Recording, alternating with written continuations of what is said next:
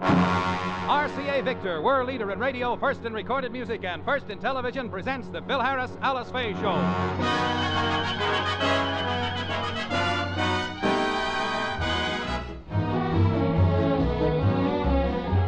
For your enjoyment, here is the Phil Harris, Alice Faye Show, written by Ray Singer and Dick Chevrolet, with Elliot Lewis, Walter Tetley, Robert North, Janine Roos, Ann Whitfield, Walter Scharf in his music, and yours truly, Bill Foreman. Today, Phil is given an order by his boss, Mr. Scott. It is the kind of an order that cannot be ignored. In fact, absolutely no one could find a loophole in it, except Frankie. More about this in a moment. First, a word from RCA Victor. You're really set for television pleasure when you choose an RCA Victor Superset. For performance, quality, and value, RCA Victor television is superior in every sense of the word. Yet now, you can buy a Superset at wonderful low prices. Yes, you can buy the Selfridge Ensemble, for example, for only $379.50. The 21-inch Selfridge Ensemble with a handsome matching consolette base is the latest thing in television furniture. It comes complete, and you get clearer pictures, stronger pictures, steadier pictures. You get television with picture power, all for only $379.50. And this price is complete, including federal excise tax, full-year warranty on the 21-inch picture tube, and no extra charge for mahogany finishes. So buy the magnificent Selfridge Ensemble. And when you do, ask about a factory service contract. When you buy RCA Victor television with RCA factory service, you get television's greatest combination. And now the stars of the RCA Victor program, Alice Faye and Phil Harris.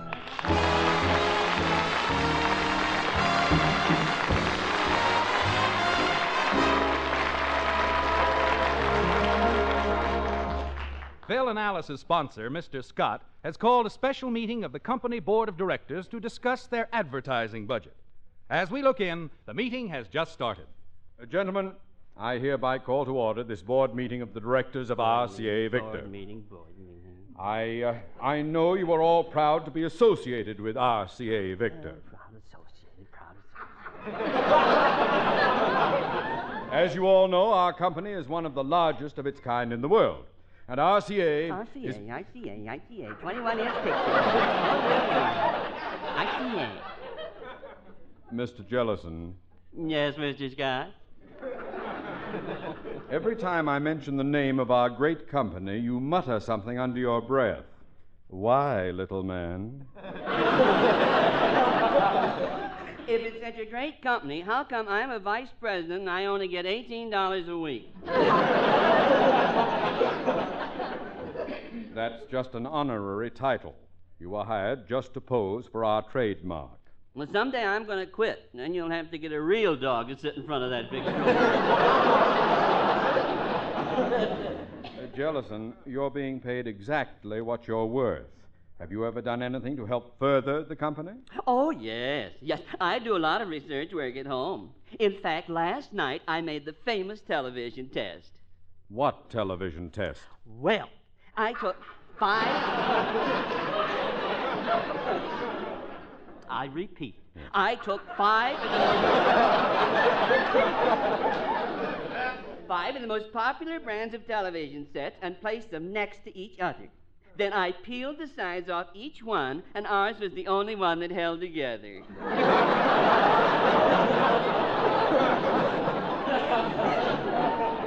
Jellison, that test is used on cigarettes. All I know is it worked on television sets. Gentlemen, as you know, our advertising budget is very high, and we must cut expenses on one of our shows.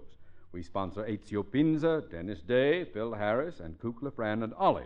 And it's up to you, gentlemen, to decide which one will be cut and who's going to break the news to Phil Harris.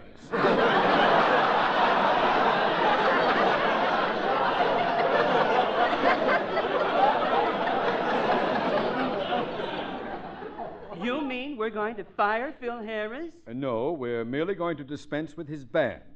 I asked Mr. and Mrs. Harris to come down. They're waiting outside, so let's call them in and tell them the news. Mr. Paley, let them in. And Jellison, I'll do the talking, so keep your flabby little mouth shut. Big shot, just because he's got 2 swimming pools. This guy thinks he's... Oh, hiya, Mr. Scott. Good morning, Mr. Scott. Good morning, Mr. and Mrs. Harris. Allow me to present my board of directors. Nice and bombing job. Looks like my violin section. What do you want to see me about, Mr. Scott? Harris, I'll get right to the point. The company has a problem, and, well, we need your help. Well, if the company needs help, you've come to the right man. Just tell me how much you need, and I'll have Alice make out the check. Oh, Phil, don't be silly. RCA doesn't need my money, do you, gentlemen? Oh, of course not, Miss Faye. Our company is in much better shape than you are, financially. The other way, you have it all over us. Jellison. Harris, I hate to have to tell you this, but your program has too many high-priced elements, and in order to save money, you'll have to tell the boys in your band they're fired. You want me to tell... Oh, boss, somebody's been tampering with your antenna. You just don't tell musicians things like that. Why not? Well, they're moody. You never know what they'll do. They're liable to fire me before I can fire them. How can they fire you? They'll pour a can of gasoline over me and light a match. Oh, now, Harris, this is something you have to do. And don't worry, we'll protect you. We'll wet you down before you go. Oh, but Mr. Scott, we can't do our show without the orchestra. After all, Phil and I sing, and we need background accompaniment. Well, I figured that out. While you sing, Mr. Harris can hum, and vice versa. I ain't a hummer.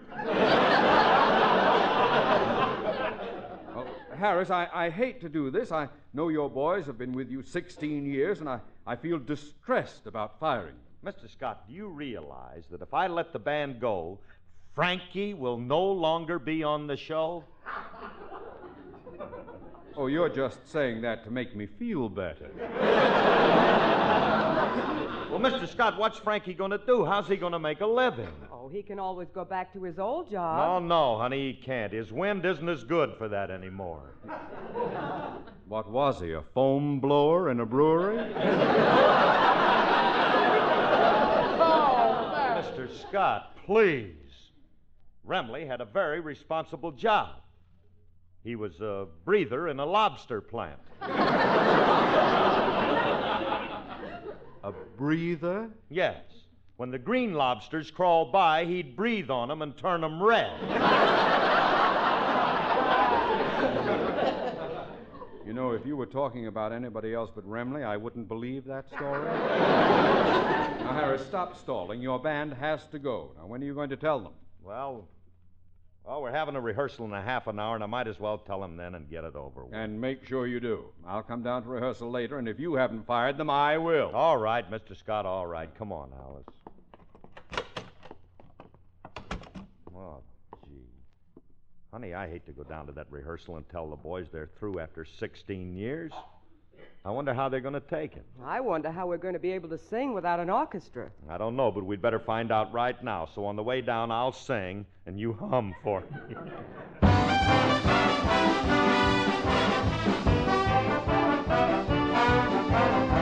Possibilities, possibilities. We're living in a world that's full of possibilities. Ain't no miracle too impossible for anyone who sees the possibilities. If you recall your history, then you will find that all its famous men turned out to be the kind of men who never stopped to look behind. They looked ahead to see what they could see, and they saw possibilities, possibilities. They never overlooked a single possibility. Proven naturally, opportunity is for the one who sees the possibilities. Each time you try to solve a new phenomenon, the skeptics say it's just a dream, I know.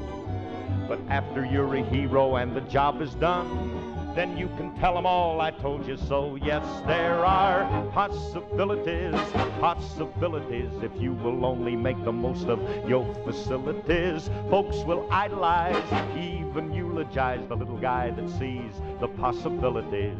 When Christopher Columbus proved the world was round, he called Queen Isabel on his return.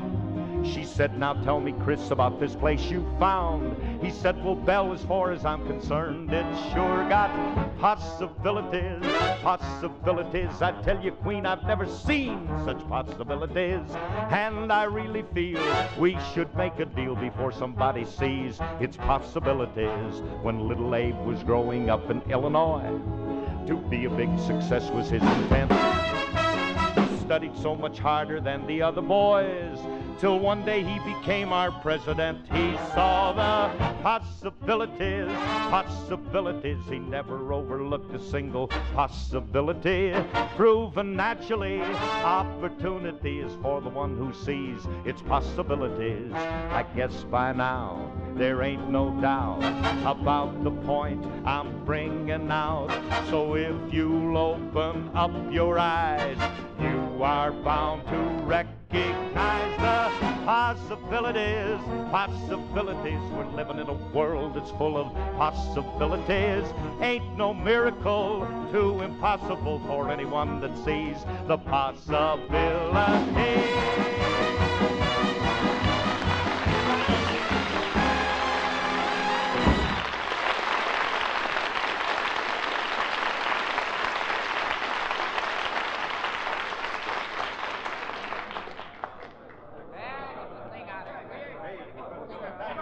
All right, fellas, this is rehearsal. Quiet down. Let's have a little less noise. Come on, you guys. Quiet down. Quiet! James, in a park, I had to go pick on a policewoman. Fellow musicians, this is a big day in the lives of all of us, for today marks the 16th year that we've been associated with our beloved maestro, that talented man who is the leader of our band. 3 cheers for Spade Cooley. I'm not talking about Spade Cooley. Artie, don't you know who you're working for? Give me a hint. All right. Whose name appears on your check every week? Oh, yeah. 3 cheers for the California Bank. Look, I'm talking about Phil Harris. What's the matter with you guys? You don't even know who your leader is, and yet last week you all contributed money to buy him a present for our 16 years together. What kind of a present did you buy him? A beautiful gold watch. I got it right here in this box. Gold, huh? Let's see it, Remley. Pass it around. I can't pass it around. Why not? As soon as anyone touches it, it turns green. Now, look, fellas, Curly don't know anything about this, so when he comes in, I'm going to make a presentation speech that'll be the great... Hey, hello, Frankie. How you fellas? Good morning, boys. Curly? On behalf of the boys, we have something... Frankie, I have something to say to you and the boys.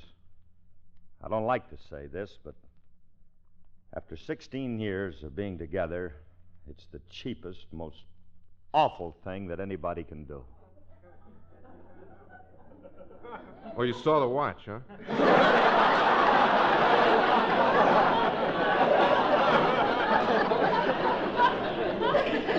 Don't you like it?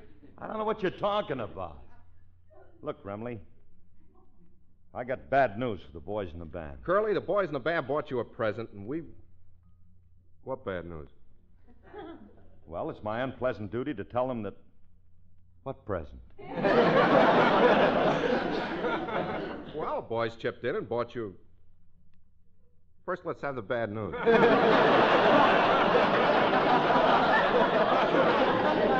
That can wait. Let me see the present. In a minute. It's in this box. But first, I have to make a speech. Gentlemen, we are gathered here on this auspicious occasion to make a presentation. Thank Let you. go of the box. I ain't finished yet. Gentlemen, our leader was born in 1800 and...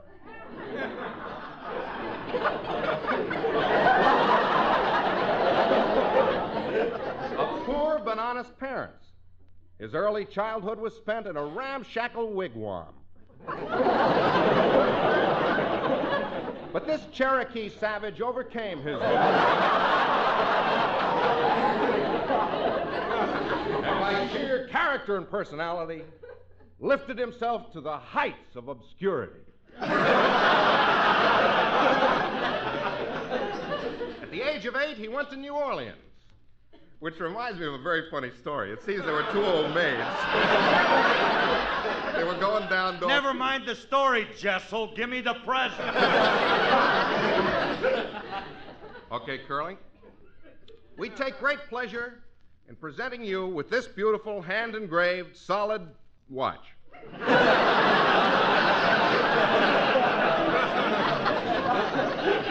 Gee. Thanks, fellas. Wait a minute. Remley, didn't you leave a word out between solid and watch? What word? You should have said gold. Well, I should and I would, but I can't because it ain't.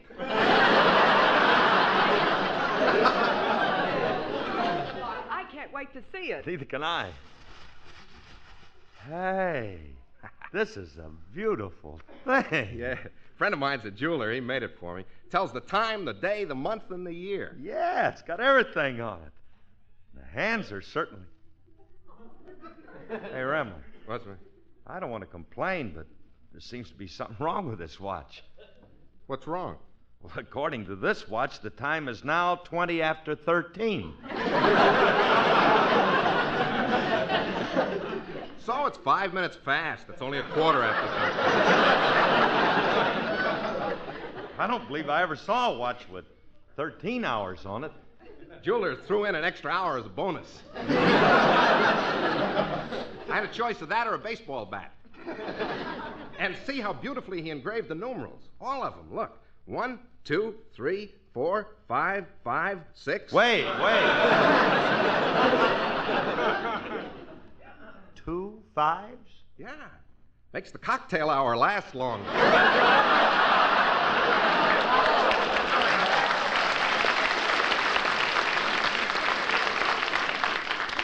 With this watch, you can drink for an hour, and when you're finished, you're just getting started. Remley, that's the most ridiculous thing. Hey, can I trade in the 6 and 7 for 2 more 5s? Huh? I don't hear the watch ticking. Are there any works in it? Oh, of course there are. It's not ticking because it hasn't been wound. Curly, wind it up. Here's the crank. All right, I'll crank it and you pull out the choke. Don't be sarcastic. Just wind it up. Okay, I'm winding it. Oh, wow.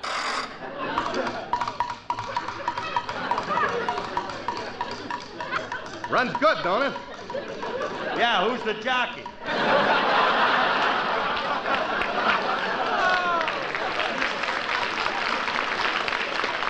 haven't heard anything yet. It's got chimes, too. Wait till I set it. It's almost 2 o'clock. There. Now listen, Curly, in a couple of seconds you'll hear the beautiful chimes. Yeah, that should be cute. Now, shh, Curly, it's 2 o'clock.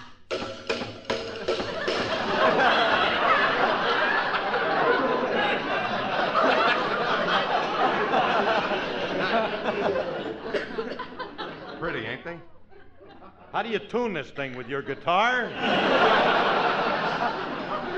Remley, I don't like to keep knocking this present, but if it's struck 5 times, how do you figure it's only 2 o'clock? It's easy.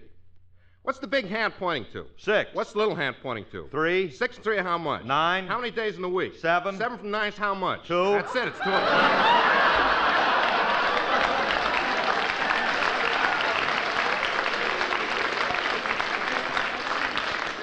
Trouble you is you don't know how to tell time.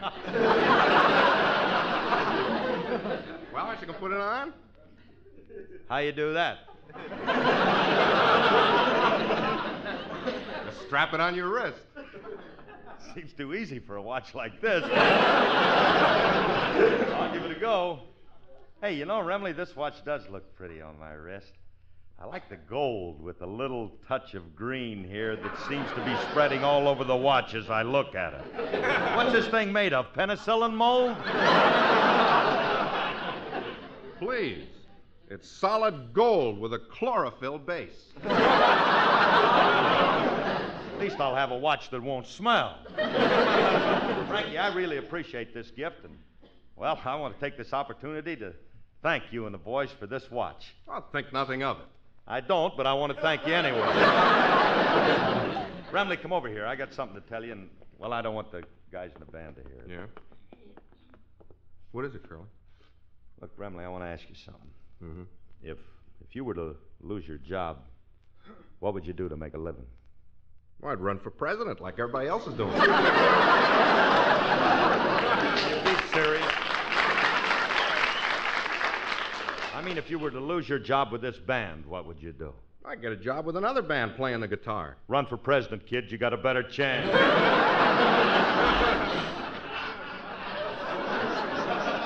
Curly, what are you trying to tell me? Well, if I were to fire you, what would you do? I'd kill you.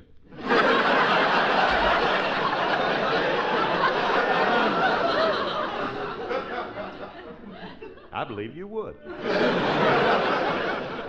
Look, Remley, I'm sorry to tell you this, but the sponsor ordered me to fire the band. Fire the band? What kind of a heel are you? Firing a generous group of loyal men who pooled all their money and went out and bought you a beautiful $3 watch. You just don't have any appreciation. But I do, Frankie. I realize that the $3 was a big sacrifice to the boys. It's a whole month's wine money. Now, Phil, it was a nice gesture on their Alice, part. honey, It I really know was. it was a nice gesture. I don't want to fire him, but if I don't, Scotty will when he comes down later. After all these years, he can't take your band off the air. The Phil Harris Band belongs. It's an institution. I agree, Mr. Remley. You agree with what? The Phil Harris Band belongs in an institution.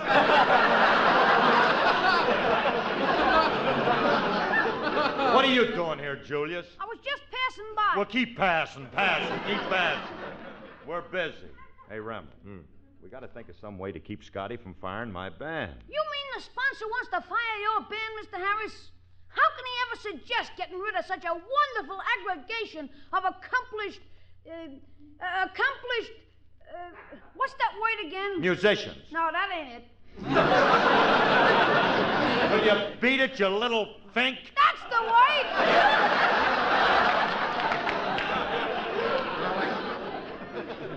Just ignore him. Look, maybe we can play on Mr. Scott's sympathy. Sympathy. Hey, that might work. Yeah. He did say that he felt bad about doing this. Good, then I got an idea. If he thought the bad news affected the boys in the band, and they did away with themselves. That's it. If Scotty walked in and saw 26 musicians lying dead on the floor, he might feel a little sorry. No, Curly, 26 bodies is a little overdone. If we just had 13 corpses stretched out, it would be more believable. It'd be neater, too. I gotta record some of these conversations for posterity. Will you keep out of this? Look, Curly, we'll just pretend that half the guys in the band shot themselves, and when Scotty sees it, he'll be stunned. I don't think he will. Why not? He's used to seeing the guys in your band half shot. Will you get out of here, you little potato peeler?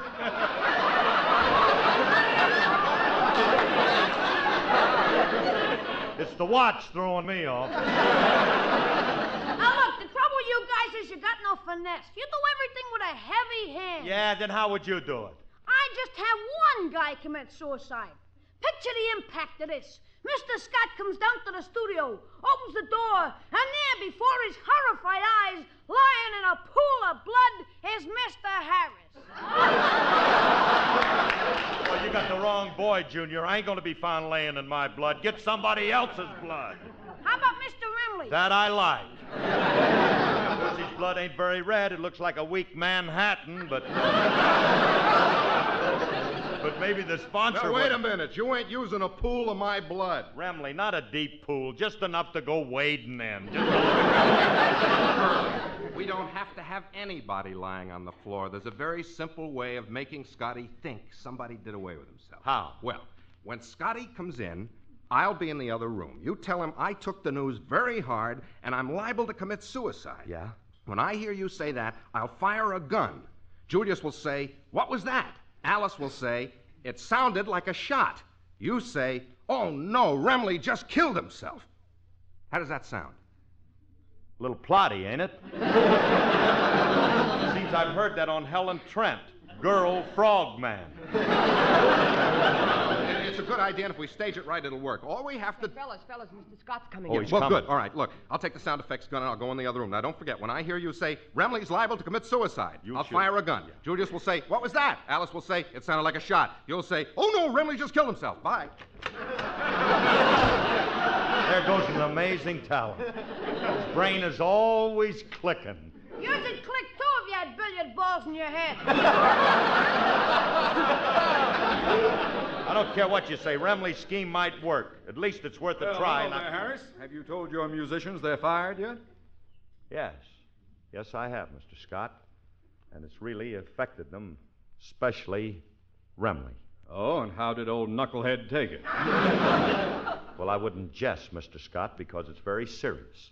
When I told Remley, well, he didn't say a word. He just grabbed a gun and went into the other room, and I hate to say this, but Remley is liable to commit suicide. What was that? It sounded like a shot. Oh, no, Remley just killed him.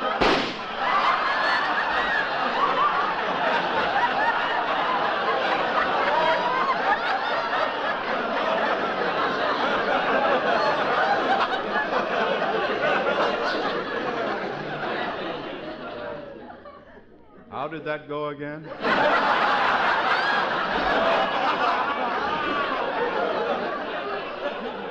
Well, I said, Remley's liable to commit suicide. Julia said, "What was that?" Alice said it sounded like a shot, and I said, "Remley just killed himself." And then there was... Oh, I see what you mean. Let's run through this scene once more. As I was saying, Mr. Scott, Remley is liable to commit suicide. It sounded like a shot. Oh, no, Remley just killed himself. What was that? You heard me. I said Remley just killed himself.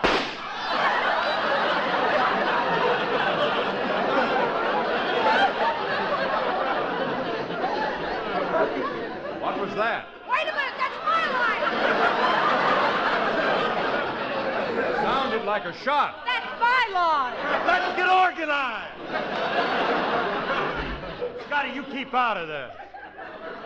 Now, where was I? Oh, yeah, as I was saying, Remley's liable to commit suicide. It sounded like a shot. Remley, stop padding your part.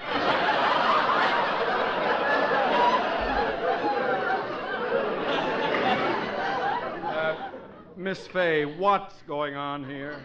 Oh, nothing much. It's just Frankie committing suicide. That's right, Mr. Scott. He shot himself in the head. 5 times? That's impossible. Not with Remley. He's got a self-sealing skull. How can you people jest when Frankie lies there with all them new holes in his head? Poor lad lying there. All right. You can stop it now. Ooh, do I have lousy actors on my show. Remley, you can come out now. Well, Mr. Scott, we had to put this act on to try to save the boys in the band from getting fired. Well, your histrionics are entirely unnecessary. We decided to keep your band. Oh, you did? Oh, that's wonderful. What made you change your mind, Scotty? My wife, she insisted that the band... Alice and Phil will be back in just a moment. The most important reason for choosing an RCA Victor superset is this. You get the best performance possible. You get clearer pictures in the city, stronger pictures in the country, steadier pictures in even the most difficult reception areas. And here's why. Every RCA Victor superset brings you television with picture power, the result of a revolutionary new circuit system and an electronic supercharger.